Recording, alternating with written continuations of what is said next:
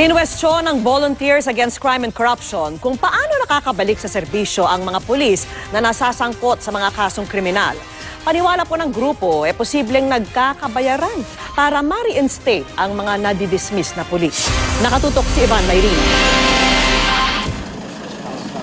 Sa pagkakadawit ni SPO3 Ricky Santa Isabel at mga kasamahan sa AIDG sa reklamong kidnapping at murder ng Koreanong si Ji Ik-ju, muling napag-usapan ang tinatawag na skalawan sa hari ng pulisya. Ayon sa pulisya, dati ring nadawit si Santa Isabel sa kasong kidnapping ng isang Chinese national noong miyembro pa ng Anti-Illegal Drugs Unit ng Northern Police District, pero na-dismiss ang kaso. Kaya ipinagtataka ng grupong Volunteers Against Crime and Corruption o VACC. Paano ang ilang pulis na sangkot sa mga mabibigat na kasong kriminal tulad ng drugs, murder at kidnapping ay patuloy na nakapagsusot ng uniforme at nakapagdadala ng armas at tsapa. Nagkakaroong monkey business dyan sa NAPOLCOM na for a fee ay either nare-reinstate ka or nadidismiss yung kaso laban sa'yo.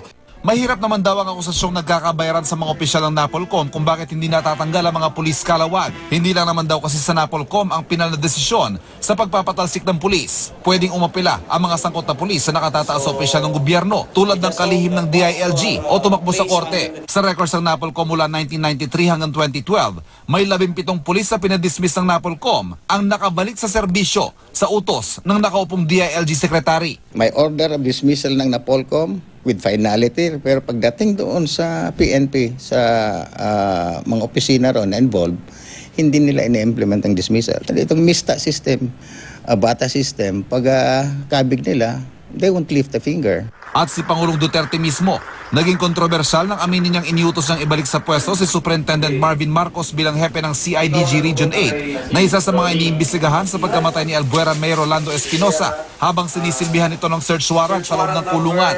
Ngayong pinag-uusapan ng cleansing sa PNP, nais ang VACC na maging mas mahigpit at mas mabilis ang pagpapatalsik sa mga pasaway na pulis. Meron yung power to arrest, they have the power to bear arms, they have the power to use those arms. May ilan, small fraction, talagang ginagamit yung kapangyarihan nila para kumita. Kaya at the slightest hint na merong problema dyan, dapat tinatanggal na yan.